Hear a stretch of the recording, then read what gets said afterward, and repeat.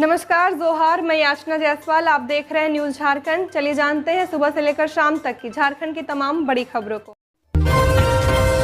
राज्यपाल संतोष गंगवार ने किया झंडोत्तोलन। झारखंड हर क्षेत्र में प्रगति को अग्रसर। शिबू सोरेन को पद्म भूषण मिलना राज्य के लिए गौरव। झारखंड की राजधानी रांची के ऐतिहासिक मोरहाबादी मैदान में गणतंत्र दिवस के मौके पर राज्यपाल संतोष गंगवार ने झंडोत्तोलन किया।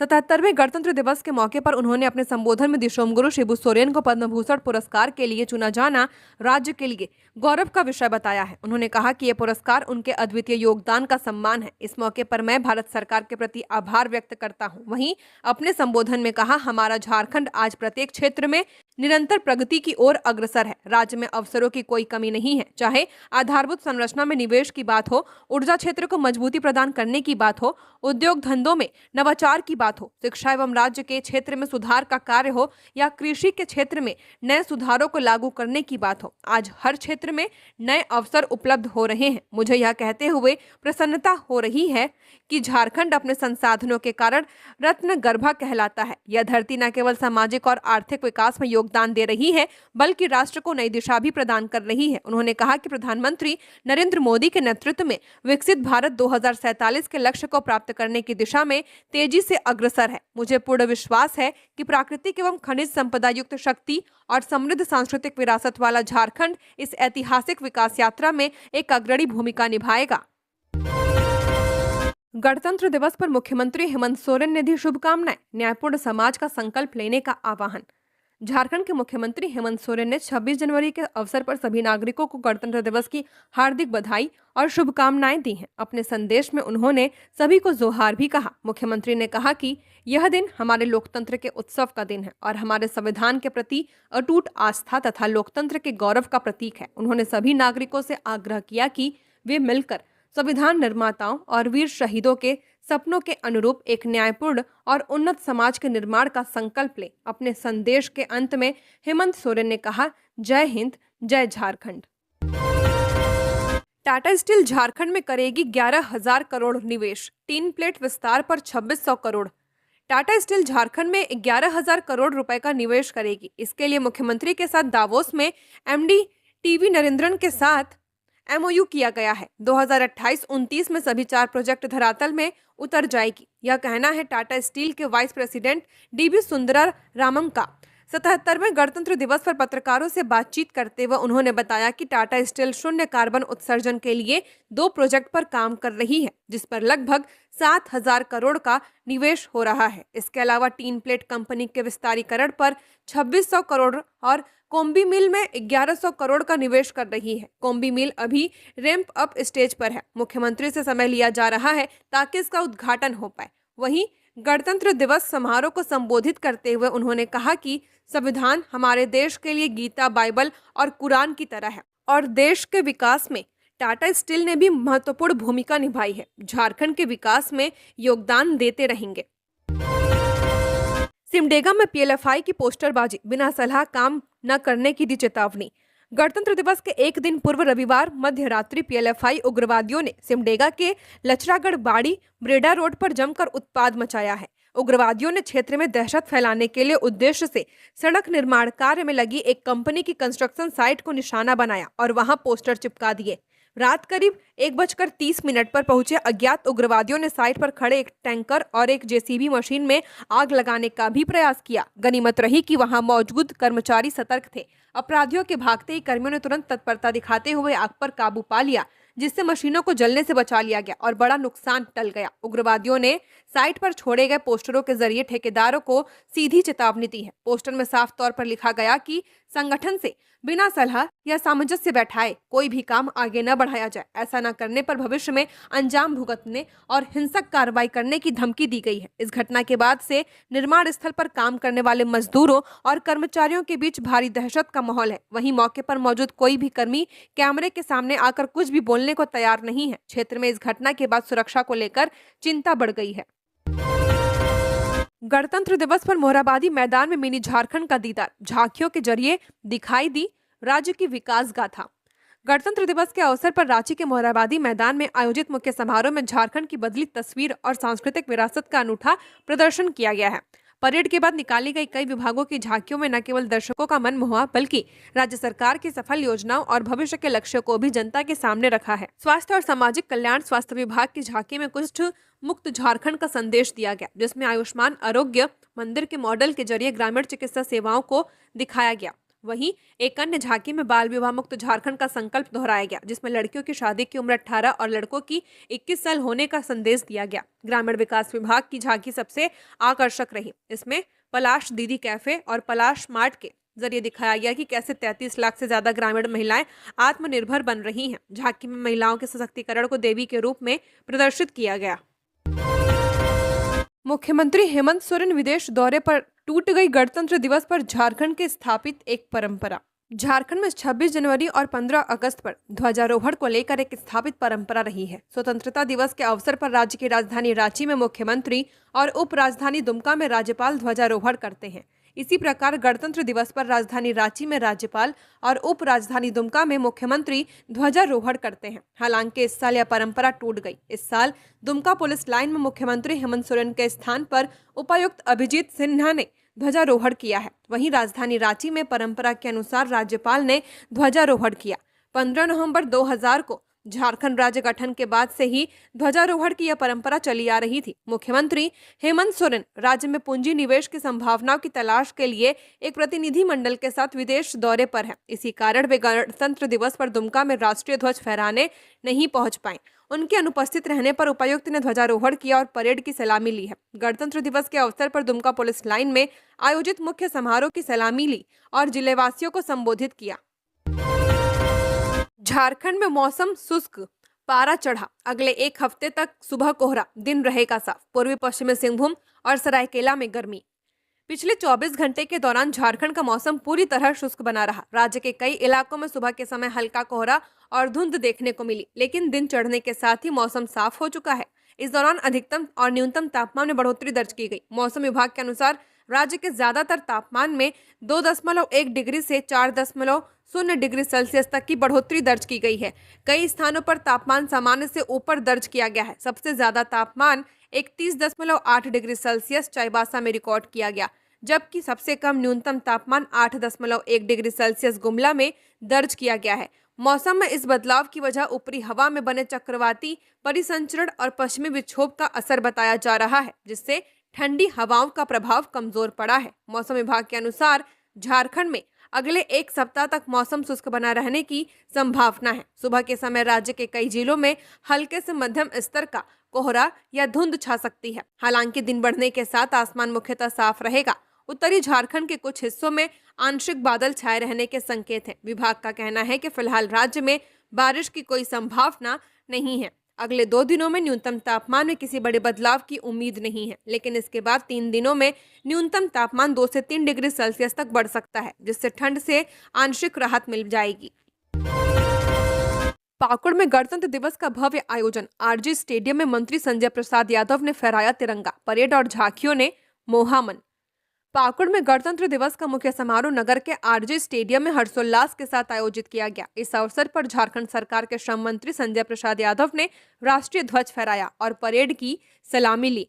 कार्यक्रम में उपायुक्त मनीष कुमार, पुलिस अधीक्षक निधि द्विवेदी, डीएफओ सौरभ चंद्रा सहित जिले के वरीय पदाधिकारी, जनप्रतिनिधि, अधिकारी, कर्मचारी और बड़ी संख्या में आम लोग उपस्थित रहे। मंत्री ने परेड का निरीक्षण किया, जिसमें जिला पुलिस बल, होमगार्ड और विभिन्न स्कूलों के छात्र छात्राओं की कुल 11 परेड टुकड़ियों ने भाग लिया। अनुशासित कदमताल और आकर्षक प्रस्तुतियों ने दर्शकों का मन मोह लिया। इसके साथ ही कई विभागों द्वारा निकाली गई झांकियों के माध्यम से सरकार की योजनाओं और सामाजिक संदेशों को प्रभावी ढंग से प्रस्तुत किया गया है। समारोह को संबोधित करते हुए श्रम मंत्री संजय प्रसाद यादव ने कहा कि साल 1950 में देश में संविधान लागू हुआ, जिसे हमारे पूर्वजों ने कड़ी मेहनत और दूरदर्शिता से तैयार किया है। यह संविधान देश के प्रत्येक नागरिक को समान अधिकार और अवसर प्रदान करता है। गिरिडीह में गणतंत्र दिवस समारोह। मंत्री सुदिव्य कुमार सोनू ने किया झंडोत्तोलन। झांकियों ने दिया सामाजिक संदेश। गिरिडीह जिला मुख्यालय स्थित झंडा मैदान में 77वें गणतंत्र दिवस के अवसर पर मुख्य समारोह का आयोजन किया गया, झारखंड सरकार के नगर विकास मंत्री सह गिरिडीह विधायक सुदीव्य कुमार सोनू ने झंडोत्तोलन किया। इस दौरान कई विभागों की झांकियों ने सामाजिक जागरूकता का संदेश दिया है। मंत्री सुदीव्य कुमार सोनू प्रातः करीब 8:50 पर झंडा मैदान पहुंचे। उन्होंने परेड का निरीक्षण किया। इस अवसर पर जिले के उपायुक्त रामनिवास यादव और पुलिस अधीक्षक डॉक्टर बिमल कुमार भी उनके साथ मौजूद रहे। परेड में जिला पुलिस बल, एनसीसी कैडेट्स और कई विद्यालयों के छात्र छात्राओं ने अनुशासित मार्च पास्ट कर सलामी दी है। मंत्री सुदीव्य कुमार सोनू ने झंडोत्तोलन किया, जिसके बाद राष्ट्रगान के साथ तिरंगे को सलामी दी गई। इसके उपरांत विभिन्न विभागों द्वारा आकर्षक झांकियां प्रस्तुत की गई। इन झांकियों के माध्यम से सरकार की योजनाओं और सामाजिक संदेशों को दर्शाया गया है। बाल विवाह जैसे गंभीर सामाजिक मुद्दे पर आधारित झांकी विशेष रूप से सराही गई। कार्यक्रम के अंत में मंत्री सुदीव्य कुमार सोनू, उपायुक्त रामनिवास यादव और पुलिस अधीक्षक डॉक्टर बिमल कुमार सहित अन्य वरीय पदाधिकारियों ने तिरंगे रंग के गुब्बारे को आकाश में छोड़ा। झारखंड की आवाज को देश का तीसरा बड़ा सम्मान। दिशोम गुरु हुए अब पद्म भूषण शिबू सोरेन। जल जंगल जमीन के लिए किया संघर्ष। झारखंड आंदोलन के अग्रणी नेता, झारखंड राज्य के निर्माता और आदिवासी अधिकारों के प्रतीक रहे पूर्व मुख्यमंत्री दिशोम गुरु शिबू सोरेन को मरणोपरांत पद्म भूषण देने की घोषणा की गई है। यह झारखंड के लिए ऐतिहासिक और गौरव का क्षण है। गणतंत्र दिवस की पूर्व संध्या पर रविवार को जारी पद्म पुरस्कारों की सूची में उन्हें पद्म भूषण के लिए चुना गया। इस साल कुल 13 हस्तियों को पद्म भूषण से सम्मानित किया जाएगा। हाल ही में शिबू सोरेन को भारत रत्न देने की मांग भी उठी थी। झारखंड विधानसभा ने बीते सत्र में सर्वसम्मति से प्रस्ताव पारित कर केंद्र सरकार को भेजा था। अब पद्म भूषण के रूप में राष्ट्र ने उनके संघर्ष और योगदान को सम्मानित किया है। शिबू सोरेन को यह सम्मान उनकी समर्पित सार्वजनिक सेवा, आदिवासी अधिकारों के संघर्ष, झारखंड राज्य के गठन और सामाजिक न्याय के लिए दशकों लंबे योगदान के लिए दिया जाएगा। उन्होंने जनजातीय समाज, गरीबों और वंचित वर्गों की आवाज को संसद से सड़क तक बुलंद किया है। शिबू सोरेन का जन्म 11 जनवरी 1944 को वर्तमान रामगढ़ जिले के निमरा गांव में हुआ था। 81 वर्ष की उम्र में 4 अगस्त 2025 को उनका निधन हुआ है। वे झारखंड मुक्ति मोर्चा के संस्थापक नेताओं में से एक रहे और 3 बार झारखंड के मुख्यमंत्री बने हैं। नगर निकाय चुनाव के दौरान सरकार की पूर्व से चल रही योजनाएं और कार्यक्रम जारी रहेंगे। राज्य में नगर निकाय चुनाव को लेकर तैयारी अंतिम चरण में है। राज्य निर्वाचन आयोग तेजी से अपने कार्यों को निपटाते जा रहा है। चुनाव लड़ने के इच्छुक नेता भी अपनी तैयारी शुरू कर चुके हैं। इस दौरान उम्मीदवारों के लिए कई तरह के प्रतिबंध और आचार संहिता लागू होगी। कौन चुनाव लड़ पाएंगे, चुनाव लड़ने के लिए उन्हें क्या करना होगा, निर्वाचन आयोग ने इसे तय कर दिया है। इसी तरह राज्य निर्वाचन आयोग ने राज्य सरकार के लिए आचार संहिता तय कर दिया है। उसमें बताया गया कि राज्य सरकार को नगर निकाय चुनाव के दौरान क्या करना है। चलिए आगे जानते हैं कि राज्य सरकार को नगर निकाय चुनाव के दौरान क्या क्या करना है। पहला, पूर्व से चल रहे कार्यक्रम जारी रहेंगे। किसी विषय पर अनिश्चय की स्थिति में राज्य निर्वाचन आयोग से मार्गदर्शन प्राप्त किया जाएगा। बाढ़, सूखा, महामारी और अन्य प्राकृतिक आपदा से प्रभावित क्षेत्रों के व्यक्तियों के लिए राहत और पुनर्वास संबंधित उपाय प्रारंभ किया जा सकता है, जारी रखा जा सकता है। निर्वाचन सभाओं के आयोजन के लिए सार्वजनिक स्थान यथा मैदान निष्पक्ष रूप से सभी अभ्यर्थियों के लिए उपलब्ध कराने की जिम्मेदारी होगी। विश्राम गृह, डाक बंगला और अन्य सरकारी आवास चुनाव लड़ने वाले सभी अभ्यर्थियों को न्यायसंगत आधार पर उपलब्ध कराना होगा। अन्य अभ्यर्थियों की आलोचना उनकी नीतियां, कार्यक्रम, पुराने रिकॉर्ड और कार्यमात्र से संबंधित होने चाहिए। बोकारो होकर चलने वाली ट्रेनों में घटे जनरल कोच, आम यात्रियों की बढ़ी परेशानी। बोकारो होकर गुजरने वाली कई प्रमुख ट्रेनों में जनरल बोगियों की संख्या घटाए जाने से आम यात्रियों की परेशानी लगातार बढ़ती जा रही है। खासकर गरीब तबके के मजदूरों और मध्यम वर्ग के यात्रियों को इसका सबसे ज्यादा खामियाजा भुगतना पड़ रहा है। कोविड काल के दौरान भीड़ नियंत्रण के उद्देश्य से रेलवे ने ट्रेनों में जनरल बोगियों की संख्या कम कर दी थी। हालांकि महामारी का प्रभाव कम होने के बाद कई ट्रेनों में अब तक जनरल कोचों की संख्या बहाल नहीं की गई है, जिससे यात्रियों में नाराजगी देखी जा रही है। बताया जा रहा है कि साल 2021 से 2026 के बीच भारतीय रेलवे ने अपनी परिचालन नीति में बदलाव करते हुए नई एक्सप्रेस ट्रेनों के कोच संयोजन में बड़े स्तर पर फेरबदल किया है। इसी क्रम में बोकारो होकर गुजरने वाली ट्रेनों में LHV रैंक को बढ़ावा दिया गया है। रेलवे द्वारा कई ट्रेनों में जनरल बोगियों को हटाकर उनकी जगह AC3 इकोनॉमी और अन्य आरक्षित कोच जोड़े गए हैं। इससे बिना आरक्षण यात्रा करने वाले यात्रियों के लिए सीट पाना बेहद मुश्किल हो चुका है। पुरी से आनंद विहार के बीच चलने वाली अधिकांश ट्रेनों में जनरल बोगियों में यात्रियों की अत्यधिक भीड़ देखने को मिल रही है। हालत यह है कि जरूरत से ही ज्यादा यात्री इन डिब्बों में सफर करने को मजबूर हैं। गुमला में वृद्ध महिला की पत्थर से कुचलकर हत्या। दुष्कर्म में शामिल होकर लौटी थी घर, तंत्र मंत्र करने के शक में मर्डर की आशंका।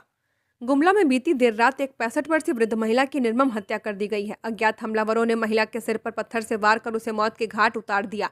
घटना के चैनपुर थाना क्षेत्र स्थित भटोली गांव की बताई जा रही है। परिजनों ने तंत्र मंत्र करने और महिला पर डायन का आरोप लगाकर हत्या करने की आशंका जाहिर की है। इधर इस घटना से पूरे गांव में दहशत का माहौल है। मृतका की पहचान शांति देवी के रूप में की गई है।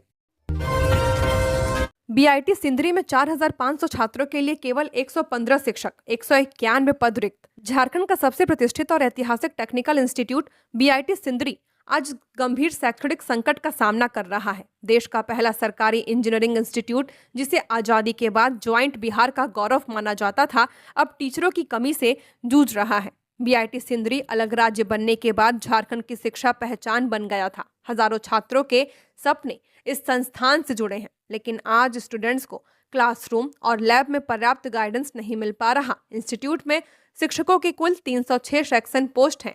हालांकि वर्तमान में केवल 83 regulate teacher, 25 contract basis teacher और 7 नीड बेस्ड टीचर काम कर रहे हैं। यानी सिर्फ करीब 115 टीचरों के भरोसे 4,500 से ज्यादा छात्रों का एकेडमिक सेशन चल रहा है। टीचरों की कमी का असर न केवल क्लासरूम पढ़ाई पर पड़ रहा है, बल्कि लैब वर्क और रिसर्च पर भी दिखाई दे रहा। गढ़वा में धूमधाम से मना 77वां गणतंत्र दिवस। डीसी दिनेश यादव ने फहराया तिरंगा। 77वें गणतंत्र दिवस के अवसर पर गढ़वा जिला मुख्यालय स्थित टाउन हॉल मैदान में मुख्य समारोह का आयोजन किया गया। कार्यक्रम में उपायुक्त दिनेश यादव ने सुबह 9 बजे राष्ट्रीय ध्वज फहराया। झंडोत्तोलन से पूर्व उपायुक्त एवं पुलिस अधीक्षक द्वारा परेड में शामिल विभिन्न टुकड़ियों का निरीक्षण किया गया। इसके पश्चात जवानों ने मार्च कर उन्हें सलामी दी है। अपने संबोधन में उपायुक्त दिनेश यादव ने कहा कि 26 जनवरी का दिन हमारे राष्ट्र के इतिहास में स्वर्णिम अक्षरों में दर्ज है। यह दिन हमें संविधान द्वारा प्रदत्त अधिकारों और कर्तव्यों की याद दिलाता है। उन्होंने ये कहा कि आज हमें न केवल वर्तमान बल्कि भविष्य की दिशा में भी सोचने की आवश्यकता है। भारत ने वैश्विक मंच पर अपनी मजबूत पहचान बनाई है और लगातार प्रगति की ओर अग्रसर है। उपायुक्त ने बताया कि गढ़वा जिले में सरकार की कई जन कल्याणकारी योजनाएं सफलतापूर्वक संचालित की जा रही हैं। जिले की लगभग 2,26,000 महिलाओं को मैया सम्मान योजना का लाभ दिया जा रहा है। वहीं सर्वजन पेंशन योजना के तहत लगभग 1.5 लाख लाभुकों को पेंशन प्रदान की जा रही है। अब अस्पतालों की मनमानी पर लगेगी लगाम। डॉक्टरों की फीस लिमिट तय। आयुष्मान भारत और ईएसआईसी योजनाओं से जुड़े जिले के लाखों लाभार्थियों के लिए राहत भरी खबर है। स्वास्थ्य सेवाओं में सालों से चली आ रही डॉक्टरों की कंसल्टेंसी फीस की मनमानी पर अब प्रभावी रोक लग गई है। केंद्रीय स्वास्थ्य मंत्रालय की नई व्यवस्था के तहत निजी व सूचीबद्ध अस्पतालों में डॉक्टरों की कंसल्टेंसी फीस की अधिकतम सीमा तय कर दी गई है। नई व्यवस्था के अनुसार एमबीबीएस डॉक्टर की कंसल्टेंसी फीस अधिकतम 350 रुपए और सुपर स्पेशलिस्ट डॉक्टर की कंसल्टेंसी फीस 700 रुपए से ज्यादा नहीं ली जा सकेगी। यह निर्णय आयुष्मान भारत और ईएसआईसी के तहत इलाज को अधिक पारदर्शी, सुलभ और मरीज हितैषी बनाने के उद्देश्य से लिया गया है। स्वास्थ्य विभाग के निर्देशों के मुताबिक यदि कोई अस्पताल या चिकित्सक निर्धारित शुल्क से ज्यादा राशि वसूलते हुए पाया गया तो उसके खिलाफ कड़ी कार्रवाई की जाएगी। इसमें संबंधित अस्पताल को पैनल से हटाना, जुर्माना लगाने के साथ अन्य अनुशासनात्मक कार्रवाई भी शामिल है। माना जा रहा है कि इस फैसले से इलाज के नाम पर मनमानी वसूली की शिकायतों पर प्रभावी रोक लग पाएगी। लोहरदगा में शान से लहराया तिरंगा। गणतंत्र दिवस पर मंत्री शिल्पी नेहा तिर्की ने किया झंडोत्तोलन। गणतंत्र दिवस के अवसर पर लोहरदगा जिले के बीएस कॉलेज स्टेडियम में जिला प्रशासन की ओर से भव्य कार्यक्रम का आयोजन किया गया। कार्यक्रम में मुख्य अतिथि के रूप में राज्य की कृषि मंत्री शिल्पी नेहा तिर्की शामिल हुई और राष्ट्रीय ध्वज फहराया। इस अवसर पर पूर्व राज्यसभा सांसद धीरज प्रसाद साहू, जिले के उपायुक्त डॉक्टर कुमार ताराचंद, पुलिस अधीक्षक सादिक अनवर रिजवी सहित कई वरीय पदाधिकारी, जनप्रतिनिधि एवं गणमान्य लोग उपस्थित रहे। अपने संबोधन में कृषि मंत्री शिल्पी नेहा तिर्की ने राज्यवासियों को गणतंत्र दिवस की शुभकामनाएं दी। कहा कि विशेषकर युवाओं से राजनीति से जुड़े षड्यंत्रों और भ्रम से दूर रहने की अपील की। मंत्री ने कहा कि आज देश भर और राज्य के विकास के लिए जाति धर्म से ऊपर उठकर देश प्रेम की भावना के साथ आगे बढ़ने की आवश्यकता है। उन्होंने कहा कि भारतीय संविधान सभी नागरिकों को समानता के साथ जीने का अधिकार देता है और संविधान का पालन करना हम सभी का दायित्व है। मंत्री ने यह भी कहा कि भारतीय राष्ट्रीय कांग्रेस का संविधान निर्माण और उसकी ड्राफ्टिंग में महत्वपूर्ण योगदान रहा है, जो स्वतंत्रता से पहले ही निभाया गया था। दुमका में डीसी अभिजीत सिन्हा ने किया झंडोत्तोलन। कहा, सब मिलकर मजबूत और न्याय संगत समाज की करे स्थापना। झारखंड की उपराजधानी दुमका के पुलिस लाइन मैदान में उपायुक्त अभिजीत सिन्हा ने गणतंत्र दिवस के अवसर पर झंडोत्तोलन किया और परेड की सलामी ली है। इस परेड में 15 प्लाटून ने भाग लिया, जिसमें जिला बल के अलावा आईआरबी और जैप के जवान मौजूद रहे। इस अवसर पर जिला परिषद के अध्यक्ष जॉयस बेसरा, उपाध्यक्ष सुधीर मंडल के अलावा संथाल परगना के डीआईजी अंबर लकड़ा, एसपी पीताम्बर सिंह खेरवार समेत स्थानीय स्तर के कई जनप्रतिनिधि उपस्थित थे। दरअसल झारखंड राज्य निर्माण के बाद यह परंपरा बन गई थी कि गणतंत्र दिवस के अवसर पर उपराजधानी दुमका में मुख्यमंत्री के द्वारा तिरंगा फहराया जाता है, लेकिन इस बार परिस्थिति कुछ अलग रही। सीएम हेमंत सोरेन विदेश दौरे पर हैं, जिसकी वजह से झंडोत्तोलन की जिम्मेदारी उपायुक्त अभिजीत सिन्हा को दी गई थी। गणतंत्र दिवस के मौके पर दुमका के पुलिस लाइन मैदान में विभिन्न विभागों की आकर्षक झांकियां भी निकाली गई। 150 साल पहले रखी गई थी रांची के संत पॉल कैथेड्रल चर्च की नींव। रांची की पहचान बने संत पॉल्स कैथेड्रल चर्च, इनकी इतिहास सिर्फ धार्मिक नहीं बल्कि प्रशासनिक सहयोग, मिशनरी प्रयास और स्थानीय श्रम की अनोखी मिसाल पेश की गई है। आज से करीब 155 साल पहले बहु बाजार स्थित कैथेड्रल चर्च की नींव रखी गई थी। उस दौर में अंग्रेजी हुकूमत का नियम था कि जहां 50 से ज्यादा ईसाई परिवार हो, वहां चर्च निर्माण के लिए सरकार 35,000 रुपए तक की सहायता दे सकती है। इसी नियम के तहत छोटा नागपुर में चर्च निर्माण को मंजूरी मिली थी। चर्च निर्माण के लिए समाज के कई प्रभावशाली लोगों ने खुलकर सहयोग किया। छोटा नागपुर के कमिश्नर जनरल ईटी डॉल्टन ने स्वयं 3,000 रुपए से ज्यादा की राशि दी। तत्कालीन जज साहब ने भी आर्थिक योगदान दिया था। कलकत्ता के बिशप मिलमैन ने 2,000 रुपए भेजे थे। इसके अलावा एसपीजी और एसओसी के संस्थाओं ने भी मदद की थी। इस प्रकार संत पॉल्स कैथेड्रल चर्च का निर्माण हुआ था। इस पर करीब 26,000 रुपए से ज्यादा की राशि खर्च की गई थी, जो उस समय एक बड़ी रकम मानी जाती थी। पूर्व मंत्री मिथिलेश ठाकुर के आवास पर फहराया गया तिरंगा, बड़ी संख्या में जुटे कार्यकर्ता। 77वें गणतंत्र दिवस के अवसर पर कल्याणपुर स्थित पूर्व मंत्री एवं झारखंड मुक्ति मोर्चा के केंद्रीय महासचिव मिथिलेश ठाकुर के आवास पर ध्वजारोहण कार्यक्रम का आयोजन किया गया।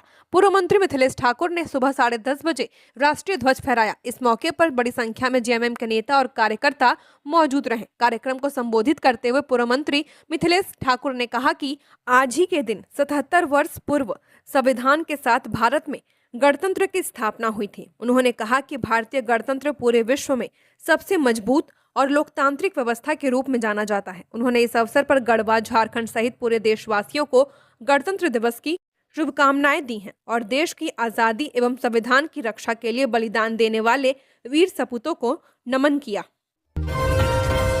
दिशोम गुरु शिबू सोरेन को पद्म भूषण दिए जाने पर झारखंड भाजपा और कांग्रेस ने किया स्वागत। भाजपा प्रदेश अध्यक्ष आदित्य साहू ने प्रधानमंत्री नरेंद्र मोदी के नेतृत्व वाली केंद्र सरकार द्वारा झारखंड के धरतीपुत्र दिशोम गुरु शिबू सोरेन को मरणोपरांत पद्म भूषण सम्मान प्रदान किए जाने की घोषणा का स्वागत किया है। उन्होंने इसे झारखंड की अस्मिता और गौरव से जुड़ा सम्मान बताया। साहू के अनुसार श्रद्धेय गुरुजी का संपूर्ण जीवन संघर्ष, त्याग और जन कल्याण को समर्पित रहा है। उन्होंने कहा कि गुरुजी ने झारखंड में फैली अशिक्षा, नशाखोरी और सूदखोरी जैसी सामाजिक कुरीतियों के विरुद्ध निर्णायक संघर्ष किया है। झारखंड अलग राज्य आंदोलन को सालों तक नेतृत्व देकर उन्होंने उसे दिशा और उद्देश्य प्रदान किया। साहू ने यह भी कहा कि मोदी सरकार झारखंड के शहीदों, कलाकारों और समाज के लिए कार्य करने वाले व्यक्तियों को लगातार राष्ट्रीय सम्मान देकर सम्मानित कर रही है। दूसरी ओर कांग्रेस ने भी इस निर्णय पर अपनी सकारात्मक प्रतिक्रिया दी है। प्रदेश कांग्रेस अध्यक्ष केशव महतो कमलेश ने कहा कि झारखंड आंदोलन के दौरान गरीब, शोषित और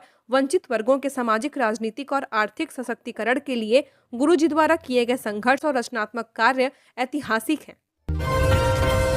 आईआईएम रांची ने देशभक्ति और उत्साह के साथ मनाया 77वां गणतंत्र दिवस। आईआईएम रांची ने 26 जनवरी 2026 को बड़े गर्व और देशभक्ति के साथ 77वां गणतंत्र दिवस मनाया है। गणतंत्र दिवस पर भारतीय संविधान के लागू होने की यादें साझा की गई हैं। संस्थान के ऑडिटोरियम लॉन में आयोजित कार्यक्रम में सुबह 9:15 पर आईआईएम रांची के निर्देशक प्रोफेसर दीपक कुमार श्रीवास्तव ने झंडोत्तोलन किया। इस अवसर पर संस्थान के अन्य प्रोफेसर, अधिकारी, कर्मचारी और छात्र बड़ी संख्या में शामिल हुए।